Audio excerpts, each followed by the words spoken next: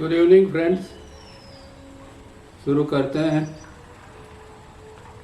आजकल थोड़ा इंटरनेट में प्रॉब्लम आता है, तो बीच में अगर इंटरनेट चला जाए तो रुकना, वो फिर से 1-2 मिनट में आ जाएगा।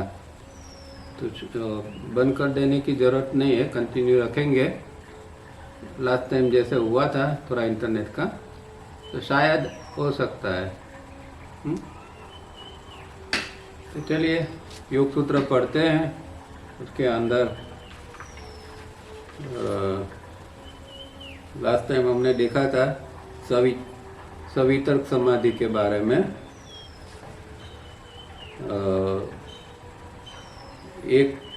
42 सूत्र नंबर 42 था। आज 43 देखेंगे, पर इससे पहले एक छोटी भगवान बुद्ध की कहानी है, वो जरा समझते हैं कि जीवन में तकलीफ आती है तो हम गलत निर्णय ले लेते हैं। तो ऐसा ना हो, उसकी ये कहानी है कि एक गरीब इंसान था, बाल बच्चे वाला था, पर बहुत गरीब होने पर वो घर नहीं चला पाता था। बड़ी मुश्किल थी भरण पोषण करने की, तो उसको घर में भी झगड़े होते रहते थे। तो फिर एक दिन वो उब गया और घर छोड़ के भाग गया। तो उधर अरण्य में भगवान बुद्ध उनके समूह के साथ थे, संघ के साथ थे। वहाँ पहुँच गया और भगवान की अनुमति से संघ के अंदर जुड़ गया। फिर संघ आगे चलने लगा। कुछ दिनों के बाद अरण्य में आगे गया तो दोपहर का समय था और भगवान को प्यास लगी थी। तो भगवान ने उसी शिष्य को कहा कि तुम थोड़ा पानी लेके आओ। तो वो एक बर्तन में पानी लेने के लिए आजू बाजू गया। वहाँ एक तालाब देखा उसने, पर तालाब में कुछ प्राणी भागा भागी कर रहे थे, उसके कारण तालाब का पानी गंदा हो गया था। तो उसने सोचा कि ये ऐसा गंदा पानी तो मैं भगवान के लिए कैसे ले जाऊं। ऐसा सोच के वो वैसे ही बिना पानी लिए वापस चला आया। अब भगवान ने थोड़ी देर के बाद में फिर से उसी को कहा कि तुम ही जाओ पानी लेने के लिए और वही तालाब में से पानी लेके आओ। अब जब दोबारा वो तालाब के ऊपर गया तो उसको आश्चर्य हुआ कि वहाँ कोई प्राणी भी नहीं था, और पानी जो प्राणी नहीं थे, और पानी भी एक शांत हो गया था और पानी अच्छा हो गया था। तो उसने निर्मल पानी ले लिया और भगवान के पास आया। भगवान ने उसको पूछा कि कुछ तुम्हें समझ में आया? ये दो घटनाएं हुई, उसके अंदर से क्या तुम समझे? तो उसको कुछ समझ में नहीं आया। फिर भगवान ने कहा कि देखो, हमारा मन भी ये सरोवर जैसा ही होता है। जब सांसारिक आपदाएं आती है तब मन खिन्न हो जाता है, दुखी हो जाता है, और तब उसी दौरान हम गलत निर्णय ले लेते हैं। तो जैसे ये प्राणी चले गए और पानी एकदम निर्मल हो गया, इसी तरह जब भी कोई तकलीफ आए तो कोई निर्णय मत करो, शांति से बैठो, ध्यान करो, और जब मन का उद्वेग समाप्त हो जाएगा तो अपने आप में तुम्हें समझ में आएगा कि क्या करना है। तो शिष्य को तुरंत याद आया कि मैंने तो ये जल्दी में घर छोड़ के आ गया हूँ। तो उसको समझ आ गया, तो उसने भगवान की आज्ञा लेके वो फिर वापस घर पर चला गया और अपनी गृहस्थी निभाने लगा। तो कथा का सार ये है कि जल्दबाजी कभी भी नहीं करनी है। जो कुछ तकलीफ़ें तो आती रहती है, पर तकलीफ़ के दौरान कुछ गलत निर्णय कर लेते हैं तो फिर उसका भारी नुकसान हमें उठाना पड़ता है। अब योग सूत्र पढ़ते हैं, पेज नंबर 280 के ऊपर। जैसे मैंने कहा लास्ट टाइम हमने जो सूत्र 42 देखा था वो सवितर्क समाधि का था। अब इसके नीचे का 43 सूत्र है वो निर्वितर्क समाधि का है।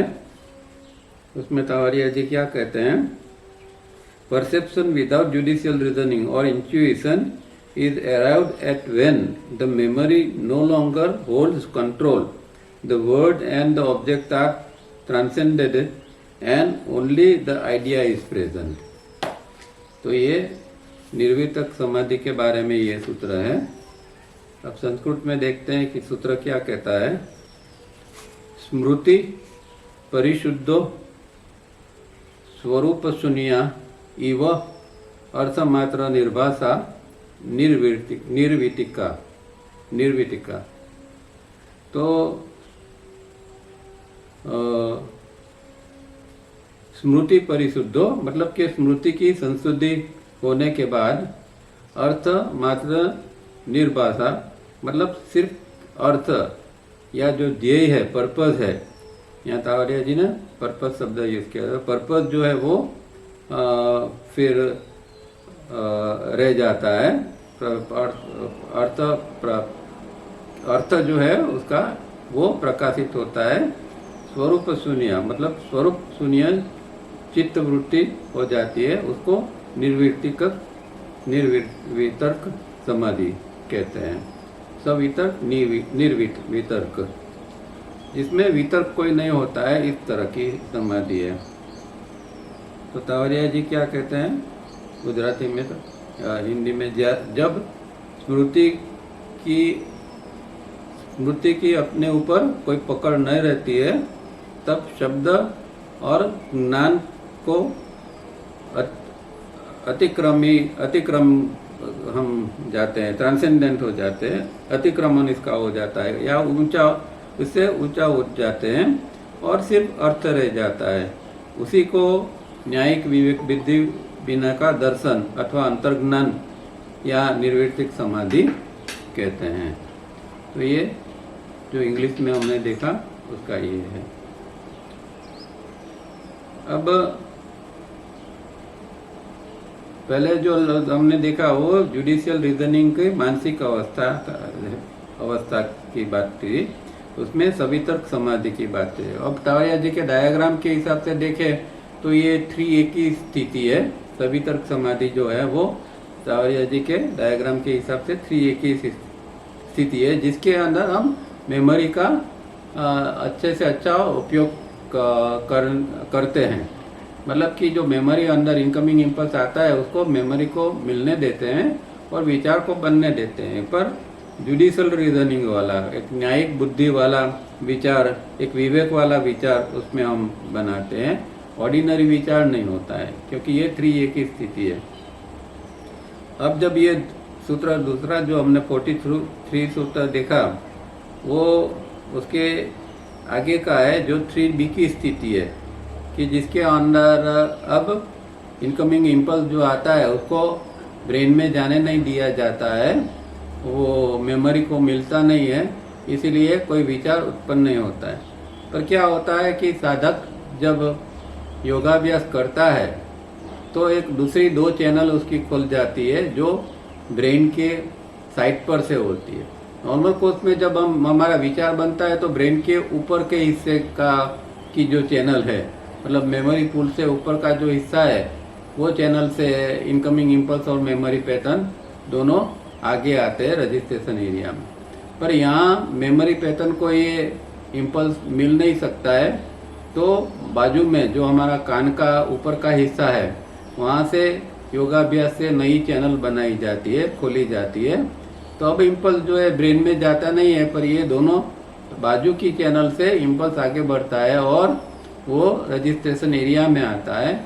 यहाँ रजिस्ट्रेशन एरिया में IESN केंद्र जो है वो शांत है, क्योंकि अंदर कोई इम्पल्स गया नहीं है उधर।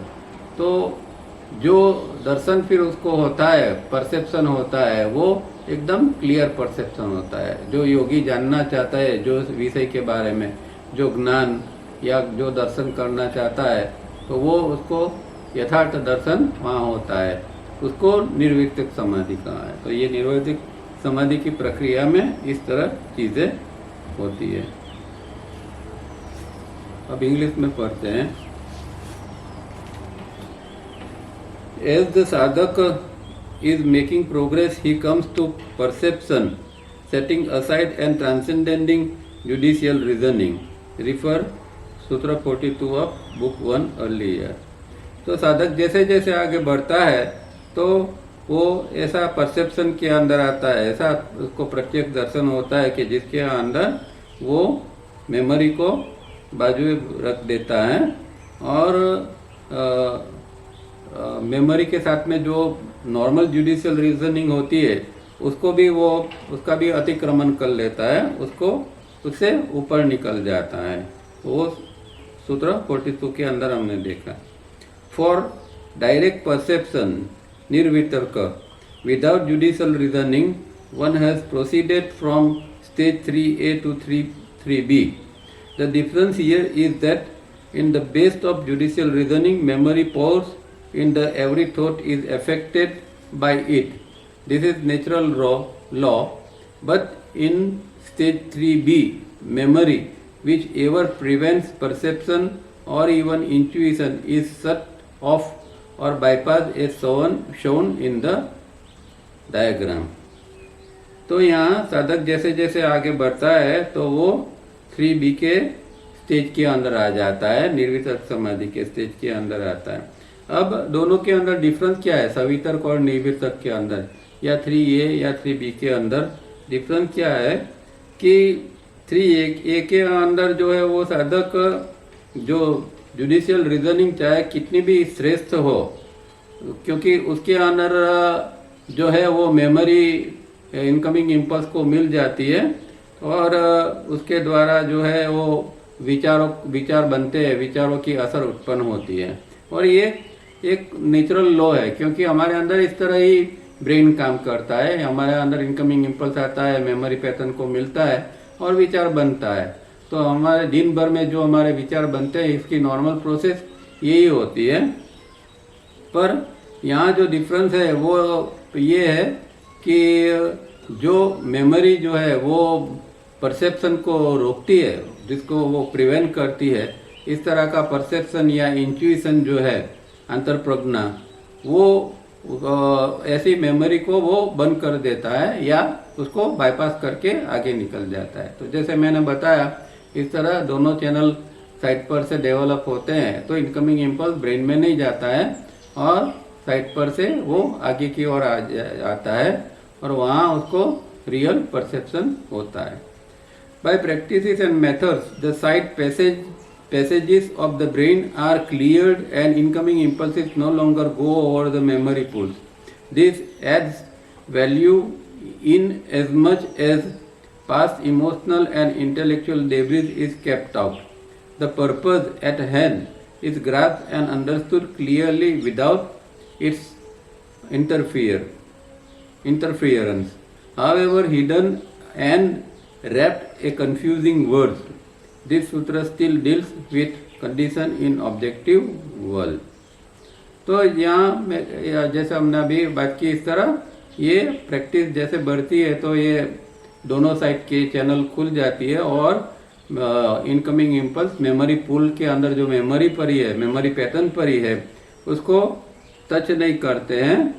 और उसके कारण क्या होता है कि हमारे अंदर जो इमोशनल और इंटेलेक्चुअल डेब्रिज जो पड़ी है, जो एक प्रकार का कचरा है, भंगार है इमोशनल और इंटेलेक्चुअल, उसको दूर रखा जाता है और इसकी ये वैल्यू को बढ़ाया जाता है इस चीज़ की। तो इस तरह प्योर इनकमिंग इम्पल्स जो है वो ब्रेन में गए बिना परसेप्शन डेवलप कर सकता है। तो यहाँ जो ध्येय है जो हाथ में लिया है कि एक मानो कि योगी है, कोई विषय के ऊपर उसको चिंतन करना है या उसको परसेप्शन करना है, तो वो जो हाथ में लिया हुआ जो विषय है उसको वो अच्छी तरह समझ सकता है, क्योंकि वहाँ न मेमोरी की दखल है न फिर IESM केंद्रों की धमाल है, कुछ नहीं है। इसीलिए वो एकदम परफेक्टली यथार्थ दर्शन कर सकता है। और अगर कोई चीज़ का अर्थ छुपा हुआ है या गड़बड़ी वाली कोई शब्द है उसको भी वो समझ सकता है। जैसे कि कोई योगी है और कुछ पढ़ रहा है और उसकी समझ में सामान्य रूप में सामान्य बुद्धि से वो चीज़ समझ में नहीं आती है। पर अगर योगी उस दौरान ध्यान में जाता है तो वो क्या लिखा हुआ है वो तो उसकी समझ में आ जाता है, क्योंकि वहाँ वो मेमोरी से नहीं पढ़ता है, पर वो जो अंदर उसका जो अर्थ है, सार है, उसको वो पकड़ लेता है। तो इस तरह ये चीज़ ये पूरी चीज़ जो है वो ब्रेन के अंदर घटित होती है। पर फिर भी ये ऑब्जेक्टिव वर्ल्ड की स्थिति है, मतलब कि बाहर के जगत, भौतिक जगत है, उसके अंदर की ये स्थिति इसके अंदर होती है। तो निर्वितर्क समाधि जो है वो चाहे उसमें विचार नहीं है, फिर भी वो नॉर्मल कोर्स में बाहर के ऑब्जेक्ट के ऊपर जो कुछ प्रैक्टिस की जाती है उसके अनुसंधान में होता है। अब सूत्र 44वां 44 देखते हैं। The same two processes of concentration with and without judicial action of the mind, the thinking instrument, can be applied also to things subtle. तो यहाँ जो दोनों जो सवितर्क और निर्वितर्क दोनों जो समाधि है या समापत्ति है, उसको उसके अंदर जो जिसमें एक में जुडिशियल रीजनिंग का उपयोग होता है, दूसरे में नहीं होता है, उसको ऐसी जो चीज़ का बाह्य घटनाओं के ऊपर जो किया जाता है उसके भी, उससे अलावा वो जो है वो सूक्ष्म जगत की क्रियाएं हैं, सूक्ष्म जगत की स्थिति है, उसके ऊपर भी ये सविचार और निर्विचार समाधि या सवितर्क समाधि का उपयोग कर सकता है। तो संस्कृत में क्या कहते हैं? एतया एव सविचारा निर्विचारा च सूक्ष्म विषया व्याख्याता। अब एतया एव मतलब उससे, सवितर्क और निर्वितर्क के वर्णन से सूक्ष्म विषय, सूक्ष्म विषय वाली सविचारा निर्विचार, सविचार और निर्विचार समापत्ति च मतलब पण व्याख्याता का वर्णन किया गया है। तो एक तो हमने देख लिया सूत्र 42-43 के अंदर सवितर्क समाधि और निर्वितर्क समाधि, उसके अलावा यहाँ जो है वो सविचार समाधि और निर्विचार समाधि की बात करते हैं। तो फिर आगे देखेंगे कि दोनों के अंदर क्या फर्क है, सविचार निर्विचार और सवितर्क निर्वितर्क के अंदर। पर इसका परंपरागत ऐसा अर्थ करते हैं कि सवितर्क और निर्वितर्क समापत्ति करने से सविचार और निर्विचार समापत्ति जो सूक्ष्म विषय वाली है वो उत्पन्न होती है। इसका वर्णन यहाँ किया गया है। पर तावरिया जी ने यहाँ शब्द कॉन्सेंट्रेशन यूज किया है कि एकाग्रता की जो दो प्रक्रिया है मन की, उसमें न्यायिक विवेक बुद्धि के साथ अथवा न्यायिक विवेक बुद्धि के बिना सूक्ष्म विषयों में हम लगा सकते हैं। तो ऐसा कह सकते हैं कि दोनों के अंदर डिफरेंस में जो सवितर्क और निर्वितर्क जो है वो सामान्य रूप में बाहर के ऑब्जेक्टिव वर्ल्ड के अंदर के जो पदार्थ है उसके ऊपर की जाती है। पर सविचार और निर्विचार समापत्ति जो है वो अंदर का जो सूक्ष्म विषय होता है, मन के अंदर का विषय, उसके ऊपर वो समापत्ति की जाती है। अब एक नॉर्मल कोर्स में हम ये योग सूत्र की किताबें देखते हैं तो यहाँ समाधि शब्द और समापत्ति शब्द का उपयोग किया जाता है, पर तावरिया जी ने ये नहीं कहा पर समाधि और किया। और क्योंकि योग सूत्र के अंदर भी ये समाधि या समापत्ति ऐसा कुछ नहीं है, हम कहते हैं कि सवितर्क समाधि निर्वितर्क समाधि, पर कहीं पर भी ये योग सूत्र के अंदर, मतलब जो सूत्र है संस्कृत के, उसके अंदर समाधि शब्द कहीं पर भी नहीं आता है। और इसी तरह जो समापत्ति शब्द जो है ये भी यहाँ नहीं आता है, खाली सविचार और निर्विचार ऐसा ही आता है। तो ये पहले से शब्द चले आ रहे हैं और इसीलिए हमें योग सूत्र में ऐसा दिखने को मिलता है। पर डिफरेंस जो है वो हमें यही समझना है कि एक सूक्ष्म विषय के ऊपर है और दूसरा स्थूल विषय के ऊपर है। अब वो किस तरह हो सकता है कि जैसे कि पंच महाभूत है, तो पंच महाभूत के जो तत्व है वो स्थूल है। पंच महाभूत जो है स्थूल है, जैसे कि पृथ्वी तत्व, जल तत्व, अग्नि तत्व, वायु तत्व और आकाश तत्व। तो ये बाहर के पदार्थ और स्थूल है, तो उसके ऊपर हम सवितर्क और निर्वितर्क समाधि का उपयोग कर सकते हैं। पर उसकी जो तन्मात्रा है होती है, जैसे कि पृथ्वी की तन्मात्रा गंध है, जल तत्व की तन्मात्रा रस या स्वाद है, अग्नि की तन्मात्रा जो है वो रूप है, वायु की तन्मात्रा है स्पर्श या संवेदना है, और आकाश तत्व की तन्मात्रा जो है वो शब्द होता है। तो इस तरह ये जो तन्मात्रा के ऊपर जब ध्यान किया जाता है तब वो फिर सविचार और निर्विचार समापत्ति बन जाता है। पर सिर्फ पंच महाभूत जो है स्थूल, उसके ऊपर अगर ध्यान किया जाता है, यहाँ कॉन्सेंट्रेशन शब्द उन्होंने किया उपयोग किया है ना, एकाग्रता, तो वो फिर जो है वो सवितर्क और निर्वितर्क होता है। तो इस तरह हम इस डिफरेंस को समझ सकते हैं। अब इंग्लिश में देखते हैं। The sadhak is making further progress in this intermediate state 3A and going towards the more advanced state 3B. There are more and more frequent moments of inspiration, but as long as periods of objective judicial reasoning periods come in, the higher stage 3B is prevented as memory continues to interfere. अब जैसे जैसे साधक प्रगति करता जाता है तो वो 3A का स्टेज से 3B का स्टेज में जाता है, और उसको बीच में जब 3B के स्टेज में होता है तो उसको बार बार फ्रीक्वेंटली एक अंदर इंस्पिरेशन, अंतर प्रेरणा की क्षण अंदर उत्पन्न होती है। पर होता क्या है कि ये एक प्रोसेस है, और ये प्रोसेस जो है वो शुरुआत में कंटिन्यू नहीं रहती है। मतलब कि 3B की स्थिति को टिकाए रखना इतना आसान नहीं है। 3A की स्थिति जो है होती है, उसके अंदर साधक जो है वो मेमोरी का उपयोग करता है, पर 3B के अंदर मेमोरी का उपयोग नहीं करता है। तो उस तरह की जो स्थिति बनती है वो कुछ क्षण के लिए ही बनती है, उसके बाद में फिर से मेमोरी घुस जाती है। तो जैसे कि एक योगी ध्यान में बैठा है और कोई विषय को लेके, सूक्ष्म विषय को लेके वो कुछ 3B के अंदर ये कर रहा है, ध्यान कर रहा है, एकाग्रता कर रहा है, तो सडनली अंदर का जो वाल होता है मेमोरी पूल के अंदर, वो वाल खुल जाता है और कोई मेमोरी घुस जाती है उसके अंदर। तो वो 3B का स्टेज जो है वो फिर से टूट जाता है। थोड़ी देर के अंदर फिर से वो 3B के स्टेज में आता है और मेमोरी को बंद कर देता है। इस तरह शुरुआत के स्थिति के अंदर ये ऐसा होता रहता है। फिर जैसे जैसे वो 3B की स्थिति में एस्टेब्लिश होता जाता है तो वो लंबे समय तक ये स्थिति को बनाए रख सकता है।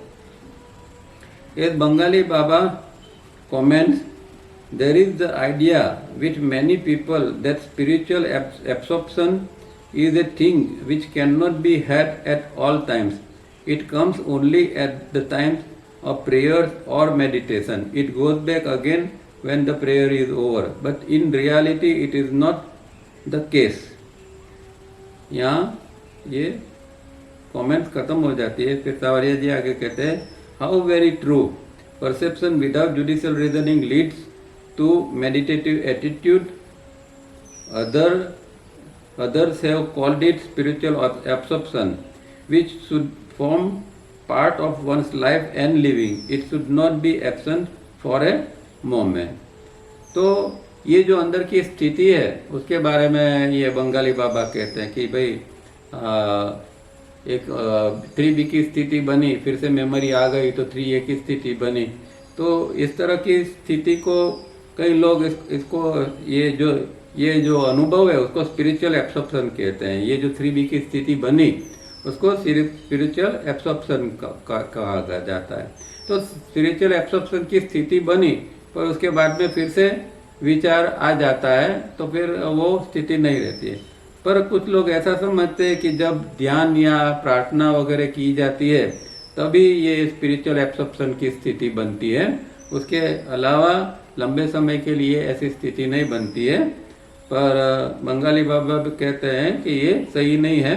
और तावरिया जी भी कहते हैं कि हाउ वेरी ट्रू, मतलब कि कितना सही है। क्योंकि जो जुडिशल रीजनिंग के जुडिशल रीजनिंग वगैरह की जो परसेप्शन होता है वही आगे जाके मेडिटेटिव एटीट्यूड बनता है। मतलब कि जो निर्वितक स्थिति जो बनी या निर्विचार स्थिति बनी वही आगे जाके मेडिटेटिव एटीट्यूड बनता है, और उसको ही कई लोग स्पिरिचुअल एब्सॉर्प्शन भी कहते हैं। पर वो जो है वो एक जिंदगी का हिस्सा बन जाना चाहिए। ऐसा नहीं कि अभी ध्यान किया और बाद में फिर संसार में लग गए, फिर ध्यान किया फिर संसार में लग गए, ऐसी स्थिति नहीं। ये एक बार ये जो ध्यान मेडिटेटिव एटीट्यूड मतलब एक ध्यान की स्थिति बन गई सो बन गई, फिर चाहे वो संसार में होता है, संसार के काम करता है, फिर भी वो स्थिति के अंदर ही वो बना रहता है। तो वो स्थिति जो है वो एक श्रेष्ठ स्थिति है, और उसका जीवन जो है फिर इस स्थिति के साथ में ही गुजरता रहता है, और एक सेकंड के लिए भी ये स्थिति बंद होनी नहीं चाहिए। ये यहाँ तावरिया जी खास कहते हैं। तो ये जो है ये निर्विचार और सविचार और निर्विचार जो समापत्ति है उसके बारे में ये सूत्र है। यहाँ बुक 2 के ये बुक 1 के जो सूत्र है वो यहाँ समाप्त हो जाता है। ध्यान में ये रहना है कि ये बुक 3 हम पढ़ रहे हैं, तावरिया जी की बुक 3, मतलब तावरिया जी का चैप्टर 3 है, जिसके अंदर उन्होंने पतंजलि के चारों चैप्टर में से कुछ कुछ लिया हुआ होता है। तो पतंजलि का जो पहला चैप्टर है जिसको समाधि पाठ कहते हैं, तो समाधि पाठ के यहाँ उन्होंने 1, 2, 3, 4 और 5 सूत्र यहाँ उन्होंने लिए हैं। उसके बाद में अब जो दूसरा पतंजलि का जो चैप्टर है जिसको साधन पाठ कहा जाता है, उसका सूत्र यहाँ उन्होंने फिर लिया है बुक 2 के अंदर का। तो ये बुक 2 का पहला चैप्टर है। तो आप साधन पाठ देखोगे कोई भी किताब के अंदर, तो उसके अंदर ये क्रिया योग का पहला सूत्र उसके अंदर मिलता है कि क्रिया योग क्या है, ये इसमें बताते हैं। तो सूत्र 1 बुक 2 क्या कहता है? The yoga of action leading to union with the soul is fiery aspiration, spiritual reading and devotion to Ishwar. तो ये इसको संस्कृत में यहाँ उन्होंने क्रिया योग कहा है महर्षि ने। तो वो क्या है देखते हैं।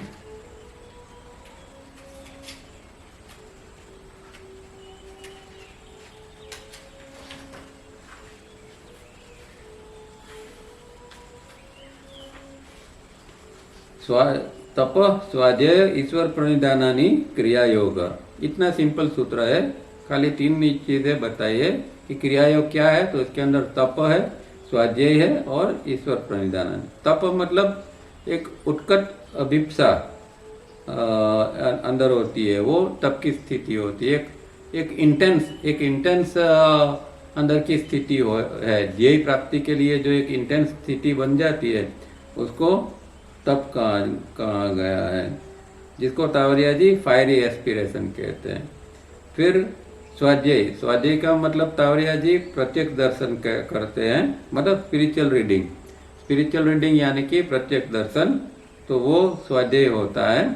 और ईश्वर प्रणिधान मतलब ईश्वर के प्रति समर्पण, हमारा जो जीवन है वो इसको समर्पित करना, इसको तावरिया जी डिवोशन टू ईश्वर कहते हैं।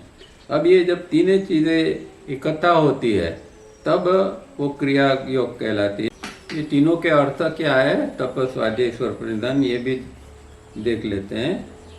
कि एक तो बात ये है कि ये क्रिया योग जो करना है वो संसार में रहकर ही करना है। ये तावरिया जी का टीचिंग का खास ये है कि हम जो ये करेंगे तप स्वाध्याय ईश्वर प्रणिधान, वो कोई बाहर जाकर हिमालय पर या कोई कंदराओं में बैठ के नहीं करना है, पर ये संसारिक प्रवृत्ति के बीच में करते करते अध्यात्म की चरम सीमा के ऊपर पहुंचने की ये सारी प्रक्रिया है।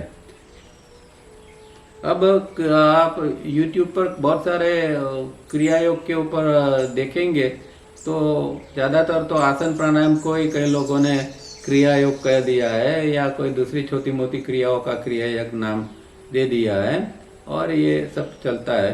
पर हकीकत में ये क्रिया योग जो है वो उसके अंदर तप स्वाध्याय ईश्वर प्रणिधान।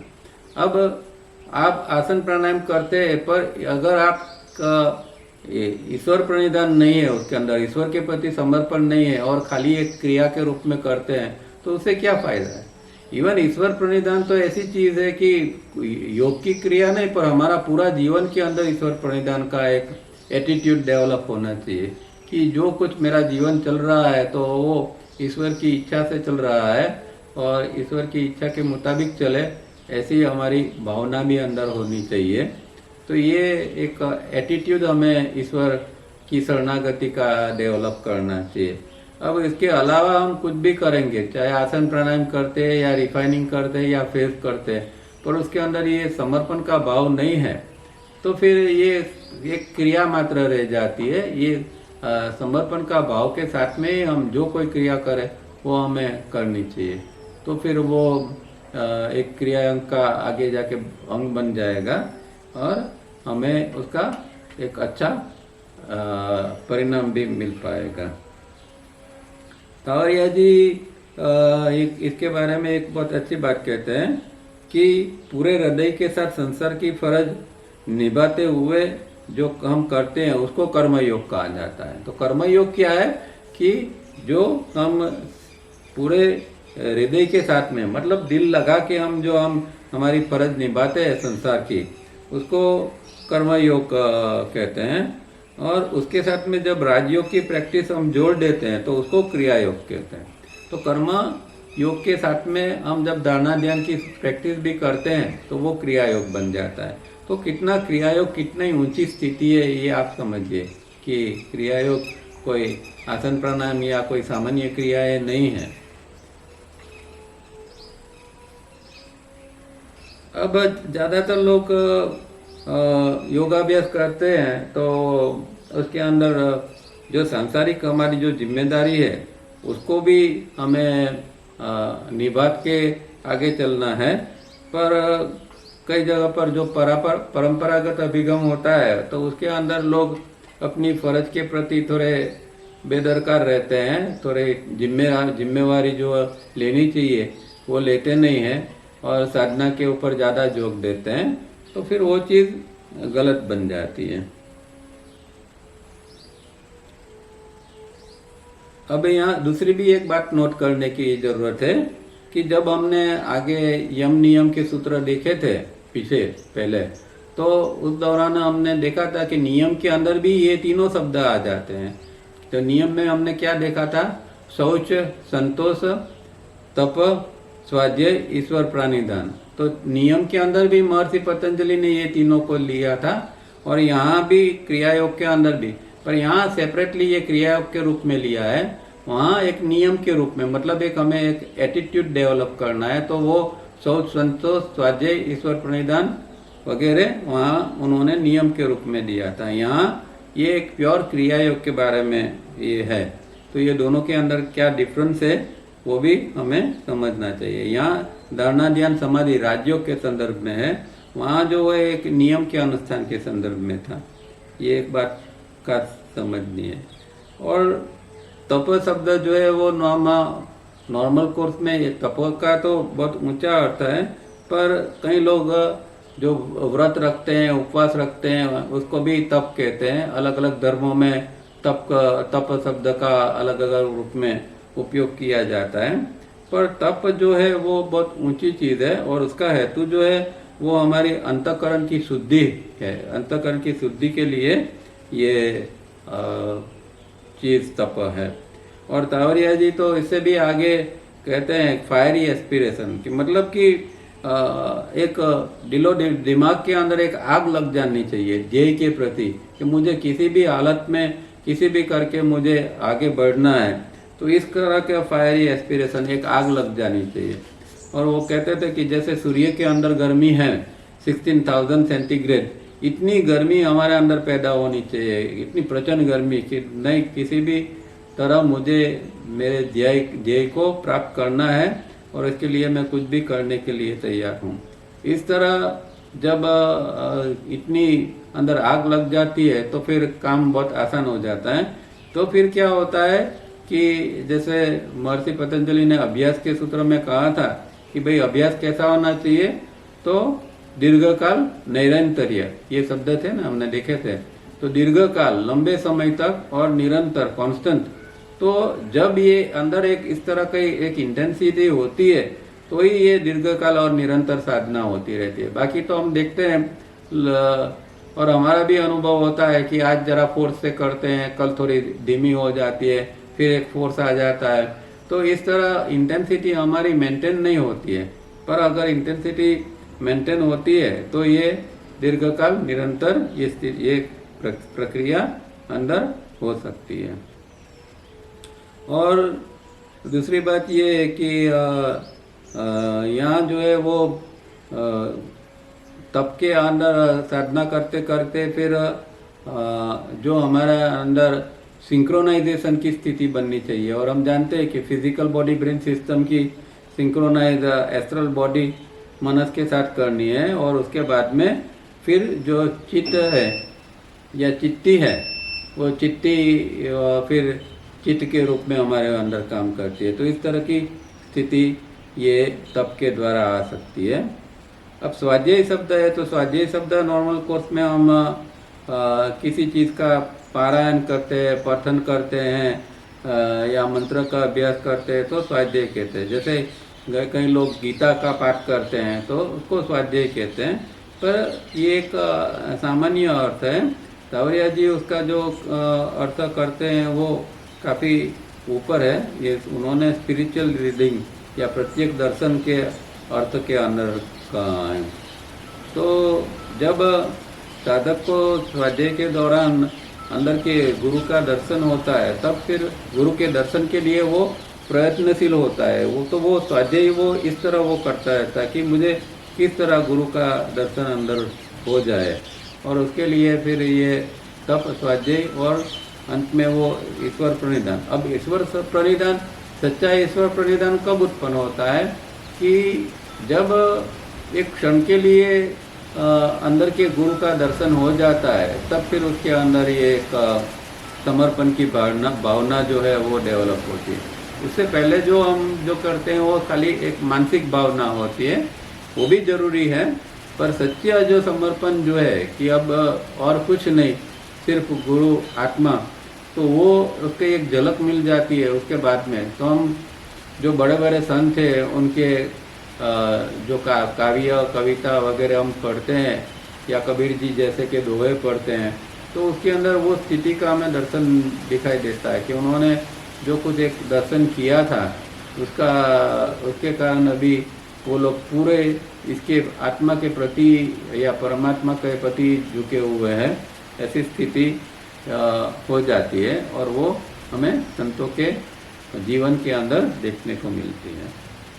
इस तरह देखें तो क्रिया योग कोई छोटी क्रिया नहीं है, ये समझना है। अब इंग्लिश में पढ़ते हैं। बाय दिस टाइम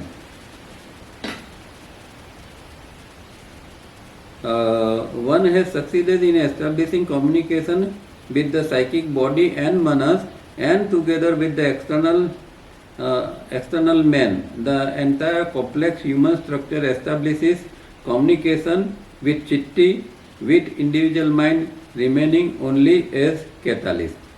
तो ये जो प्रक्रिया मैंने अभी कहा इस तरह कि हमारा बॉडी ब्रेन सिस्टम जो है वो फिजिकल बॉडी और जो ब्रेन है वो हमें इसको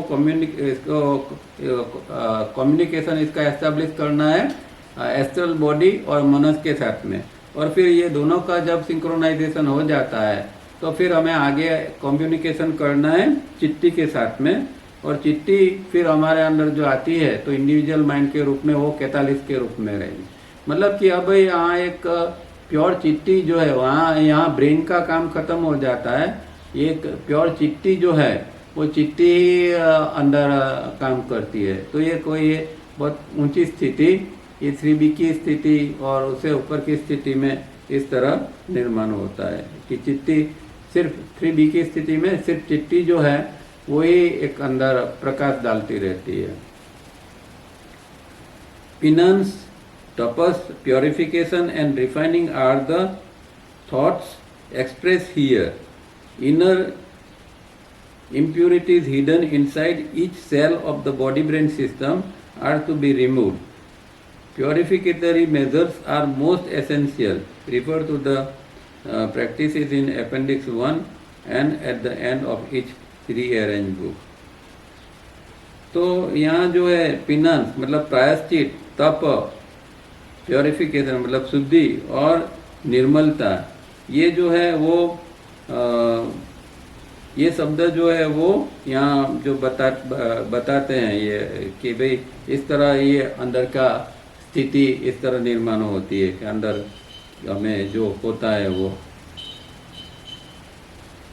और अंदर की जो इम्प्योरिटीज है, अशुद्धि है, और अशुद्धि हर एक लेवल के ऊपर अंदर की अशुद्धि जो है वो चाहे सूक्ष्म स्तर के ऊपर, स्थूल स्तर के ऊपर, अति सूक्ष्म स्तर के ऊपर, हर एक स्तर के ऊपर की जो अशुद्धि अंदर जो दबी हुई है, छुपी हुई है, और सेल्स के अंदर भी जो अंदर पड़ी है अशुद्धि, वो भी सारी अशुद्धि जो है उसको दूर किया जाता है ये साधना में, क्रिया योग के अंदर। और फिर जो है वो प्योरिफिकेटरी मेजर्स लिए जाते हैं, मतलब शुद्धिकरण के जो पगले लिए जाते हैं, शुद्धिकरण के जो स्टेप्स जो है वो लिए जाते हैं, वो यहाँ जरूरी है। और ये सब चीज़ उन्होंने अपेंडिक्स के अंदर बताया हुआ है। The person is now ready to communicate with Ishwar the Gurudev within, but it is not an easy task. The important functions of a niyama are now most needed. Sincere and prolonged practices have brought about the quality of spiritual reading as constant application in life.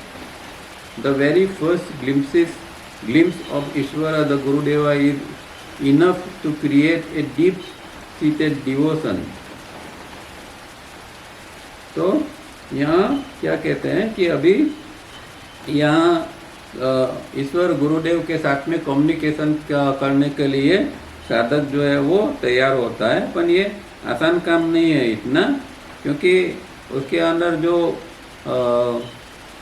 हमने यम नियम के अंदर जो देखे थे, वो यम नियम और नियम के अंदर जो शौच, संतोष, स्वाध्याय, ईश्वर प्रणिधान, ये सारी चीज़ें जो है वो यहाँ फिर से उसको अप्लाई करना पड़ता है।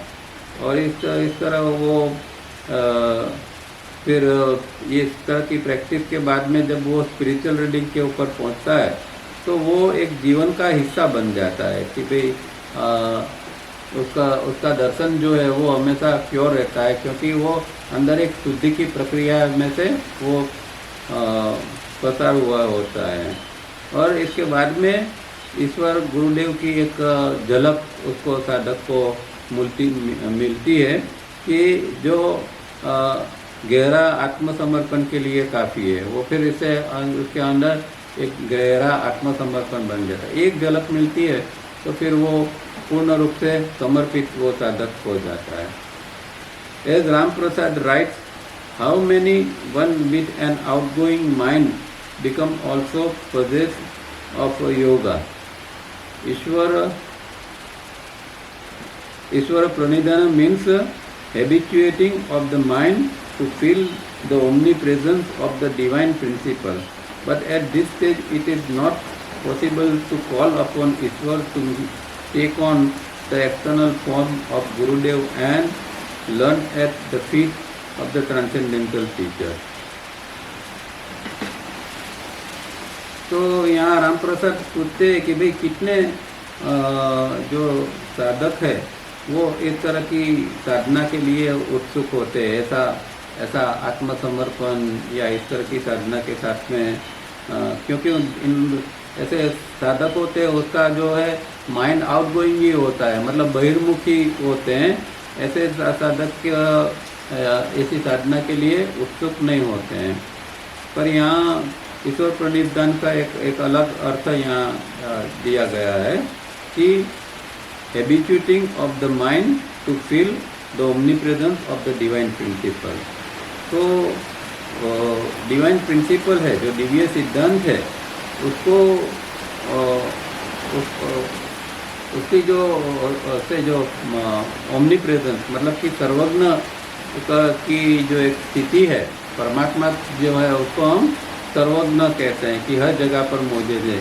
इस तरह की का जो ये प्रिंसिपल है, सर्वज्ञता का जो प्रिंसिपल है, दिव्य सिद्धांत है, उसके लिए मन को हमें ट्रेन करना पड़ता है, इस तरह को हैबिचुएट बनाना पड़ता है। उसको ईश्वर प्रणिधान यहाँ राम प्रसाद कहते हैं। पर यहाँ तावड़िया जी कहते हैं कि अब ये स्थिति या ये स्टेज नहीं है कि जहाँ से हम हमारे आत्मा को आवाहन इसका कर सके, उसको बुला सके, क्योंकि ये अभी थोड़ा स्टेज जो है वो अर्ली स्टेज है। बाद के स्टेज ऐसा होगा कि जिसके अंदर हम ईश्वर को, हमारे गुरुदेव को जब पुकारेंगे तो ईश्वर गुरुदेव फिजिकल फॉर्म लेके आएगा। और ये चीज़ बहुत इम्पोर्टेंट है, और ये चीज़ उन्होंने पर्पज ऑफ बर्थडे डेट के अंदर भी लिखा है कि जब साधक इसकी ऐसी स्थिति बन जाती है तो अंदर का गुरु ही ईश्वर का रूप लेके उसके सामने आते हैं। और उसका एग्जाम्पल उन्होंने मीराबाई का बताया था कि मीराबाई को जो श्री कृष्ण के दर्शन होते थे तो श्री कृष्ण कोई बाहर से आके दर्शन नहीं देते थे, पर उनका आत्मा था वो श्री कृष्ण का स्वरूप ले लेता था और बाहर एक फॉर्म लेके आता था, और उसके साथ में वो फिर जो थे वो इंटरेक्ट करते थे। तो ऐसी स्थिति बनती है कि जब गुरु जो है वो ऐसा स्वरूप लेते हैं और उसके चरण में बैठकर फिर साधक सीखता है, पर वो आगे का स्टेज है। In sutra 32 we were given the definition of niyama and we had noted internal and external purification and contentment therein. We had stated that niyama is the crowning glory, the prize and gift and effect of total yoga abhyas. Now at this stage the sadhak is about to get the gift of spiritual reading in response to his or her ceaseless one-pointed practices. तो सूत्र 32 है, उसके अंदर नियम की बात आती है, जिसमें सौ संतोष वगैरह पांचों नियम की बात है। उसमें ये इंटरनल और एक्सटर्नल प्योरिफिकेशन और कंटेनमेंट की बात आती है। मतलब सोच और संतोष जो है वो नियम के अंदर भी ये ऐड किए गए हैं, ये क्रिया योग के 3 के अलावा। और वहाँ तवैया जी ने बताया था कि जब ये नियम की स्थिति बनती है साधक के अंदर, तो एक क्राउनिंग ग्लोरी जैसा उसको एक जैसे ताज का पुरस्कार मिलता है, ताज सर के ऊपर का, तो ताज का पुरस्कार मिलता है। इस तरह की एक उसको नियम की स्थिति के अंदर इस तरह की एक उसका उपहार या पुरस्कार उसको मिलता है। और वो स्थिति अब यहाँ ये जब क्रिया योग के अंदर वो आता है, ये स्थिति के अंदर दाना ध्यान समाधि का अभ्यास चलता है, तो यहाँ उसको ये क्राउनिंग ग्लोरी का प्राइज उसको यहाँ मिलता है। और उसके साथ में यहाँ स्पिरिचुअल रीडिंग जो है वो भी उसके अंदर उसकी भी एक गिफ्ट उसको मिलती है कि ये स्पिरिचुअल रीडिंग की स्थिति में यथार्थ दर्शन की स्थिति के अंदर भी वो व्यक्ति या साधक पहुँच जाता है। और इसका कारण उसका जो सीजलेस प्रैक्टिस जो है, उन्होंने जो बिना रुके सालों से या समझे कि कई जन्मों से करते आए हैं, ऐसे साधक यहाँ तक पहुँचते हैं एक धारणा ध्यान समाधि की स्थिति के अंदर या क्रिया योग की स्थिति के अंदर। तो ये स्थिति जो है वो बहुत ऊंची स्थिति, इसलिए यहाँ बताएंगे। Spiritual reading as explain earlier is the only means whereby the glimpses of the divine fragment or divine presence can be had. तो स्पिरिचुअल रीडिंग के अंदर अब डिवाइन फ्रेगमेंट की झलक उसको मिलना शुरू हो जाता है, या डिवाइन प्रेजेंस, उसकी जो जो हाजिरी है, उसकी प्रेजेंस है, उसका अनुभव साधक करने लगता है। By continuing practice and further progress, Ishwar pranidhana will take place. Later, the sadhak will be taught how to call upon the inner divine presence. Then it will happen. The greatest, finest moment of grace of the life of the sadhaka, the reward unasked for. तो spiritual reading के अंदर उन्होंने ये बताया था कि यहाँ divine fragment की उसको झलक मिलती है, और ये जब प्रैक्टिस कंटिन्यू रहती है तो आगे जाके फिर ईश्वर प्रणिधान की स्थिति बनती है। और फिर उस स्थिति के अंदर अब ईश्वर को किस तरह उसका आह्वान करके उसको बुलाया जाए, वो साधक फिर सीख लेता है। और ये साधक के जीवन की सबसे अनमोल स्थिति है, अनमोल घड़ी है, कि जिसके अंदर वो अपने गुरु के चरण में बैठ के वो फिर साधना कर सकता है, सीखता है ऐसी स्थिति। और फिर ये स्थिति बिना मांगे उसको एक पुरस्कार के रूप में मिल जाती है।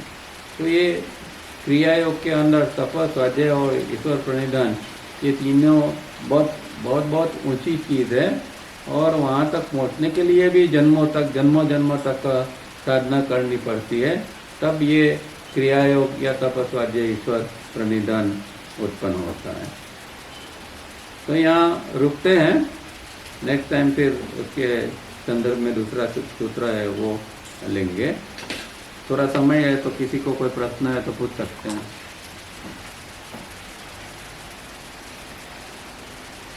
ये सब समझना बहुत ज़रूरी है, ताकि हमें ख्याल आए कि भाई ये मार्ग कितना लंबा है और कितनी सिंसियरली प्रैक्टिस करने की ज़रूरत है। आलस करते हैं तो नहीं चलेगा, ये हमें समझ में आता है। बोलिए, किसी को कोई प्रश्न है?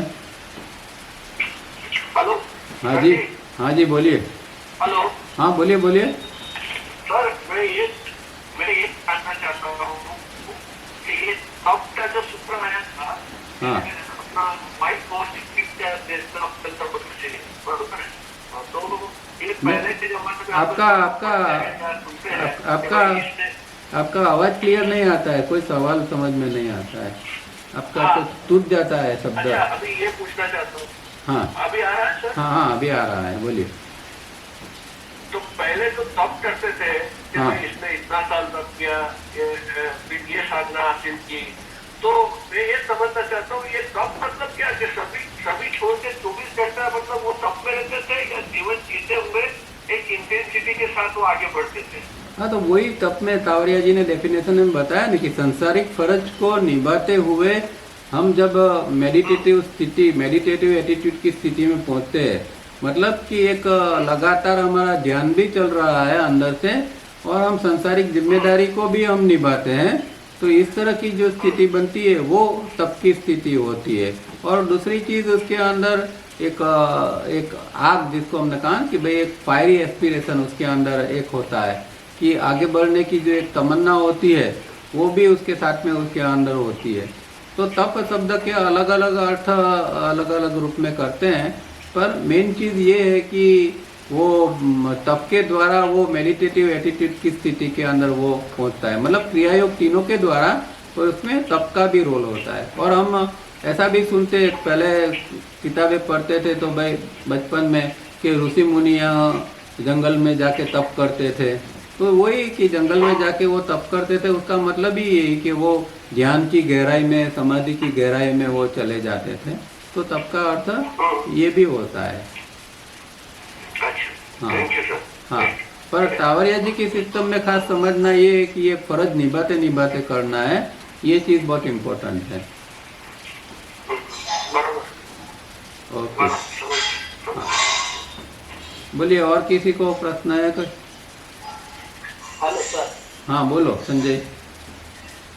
हाँ सर, क्रिया की आपने बात करी जी, तो मैं अभी है ना सर, साथ में तावरिया जी को जो भी है अपने बेस एक्सरसाइज वगैरह वो तो डेली मेरा 365 डेज तक चलता है, हाँ शायद ही उसमें गैप होता होगा। हाँ हाँ और साथ में मेरे ना क्रिया योग का भी मैं अभ्यास कर रहा हूँ, जैसे आपने सुना होगा YSS ग्रुप। हाँ हाँ सुना है। योगेंद्र परमहंसा ने जो लिखा है YSS ग्रुप, हाँ हाँ तो उसमें भी है ना सर पूरा क्रिया योग के ऊपर ही है वो। हाँ बराबर तो उसका भी मैं अभी अभ्यास कर रहा हूँ, मतलब। बराबर है।